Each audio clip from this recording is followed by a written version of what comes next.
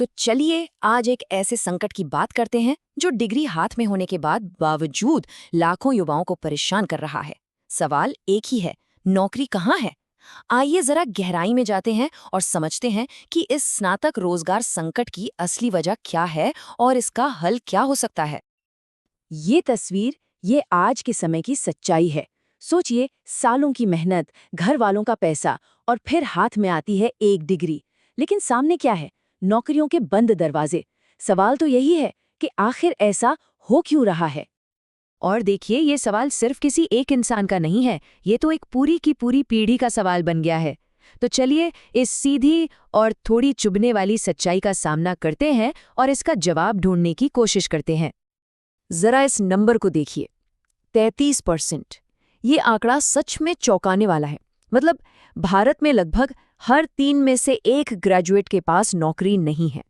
ये सिर्फ एक नंबर नहीं है, ये लाखों सपनों और उम्मीदों पर लगा एक बहुत बड़ा सवाल है। इससे अंदाजा लगता है कि प्रॉब्लम कितनी बड़ी और सीरियस है। अक्सर लोग कह देते हैं कि इकोनॉमी ठीक नहीं है, इसलिए जॉब्स नहीं है। लेकिन क्या सच में सिर्फ यही वजह है? नहीं, असलियत इससे कहीं ज्यादा कॉम्प्लिकेटेड है।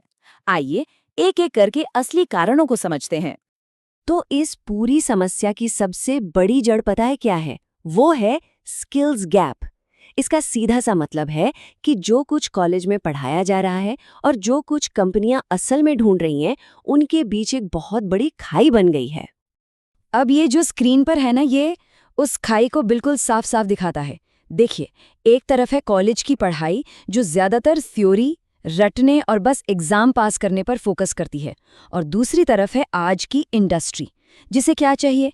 जिसे चाहिए प्रैक्टिकल काम करने वाले, प्रॉब्लम सुलझाने वाले और अच्छी कम्युनिकेशन स्किल्स वाले लोग। बस यही जो फर्क है ना, यही संकट की असली जड़ है।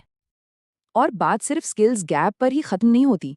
इसके साथ कई और चीजें भी जुड़ जाती हैं, जैसे कि हमारा दशकों पुराना सिलेबस, ऑटोमेशन और एआई का आना जो लगातार जॉब्स को बदल रहा है, अच्छी इंटर्नशिप की कमी जहां असल काम सीखने को मिले, और कुछ गिनी चुनी नौकरियों के लिए हद से ज्यादा कंपटीशन। ये सब मिलकर इस प्रॉब्लम को और भी बड़ा बना देते हैं। तो ठीक है, समस्या तो हमने समझ ली, लेकिन इसका समाधान क्या है? देखिए, शुरुआत तो सिस्टम को ठीक करने से ही करनी होगी। हमारे एजुकेशन इंस्टीट्यूट्स इस खाई को भरने के लिए आखिर कर क्या सकते हैं? तो इसके लिए एक पूरा रोड मैप है, एक प्लान है। सबसे पहले यूनिवर्सिटी के सिलेबस को आज की इंडस्ट्री के हिसाब से अपडेट करना ही होगा। दूसरा, कॉलेजों और कंपनियों के बीच पार्टनरशिप जरूरी है ताकि स्टूडेंट्स को असली दुनिया का एक्सपीरियंस मिले। तीसरा, रटने की जगह करके सीखने पर जोर देना होगा। और आखिर में सिर्फ नौकरी ढूंढने वाले नहीं, बल्कि नौकरी बनाने वाले यानी एंटरप्रेन्योर्स को बढ़ावा देना होगा। ये बात कितनी सही है। शिक्षा का असली मकसद दिमाग में सिर्फ जानकारी भरना नहीं है, बल्कि उसे सोचने और नई चीजें सीखने के लिए खुला बनाना है। और सच कहूं तो आज इसी सोच की सबसे ज्यादा जरूरत है। देखिए, सिस्टम को बदलने में तो समय लगेगा, लेकिन क्या तब तक इंतजार किया जा सकता है? बिल्कुल नहीं। तो सवाल ये है कि एक व्यक्ति के तौर पर क्या कदम उठाए जा सकते हैं। चलिए अब बात करते हैं एक पर्सनल एक्शन प्लान की।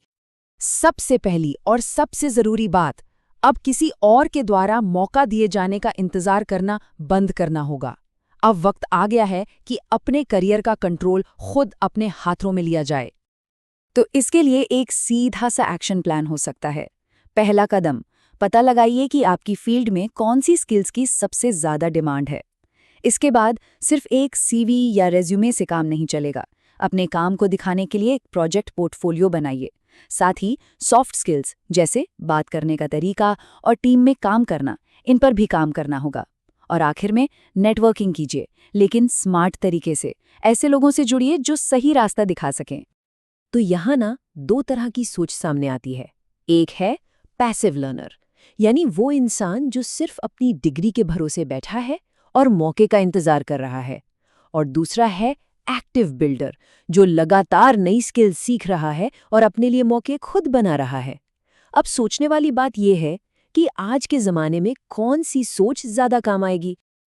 और अंत में एक बड़ा सवाल, जिस तेजी से दुनिया बदल रही है, टेक्नोलॉजी बदल रही है, क्या अब वक्त आ गया है कि हम सिर्फ इस पारंपरिक डिग्री के आइडिया पर ही दोबारा सोचें क्या आने वाला भविष्य सिर्फ स्किल्स पर आधारित होगा?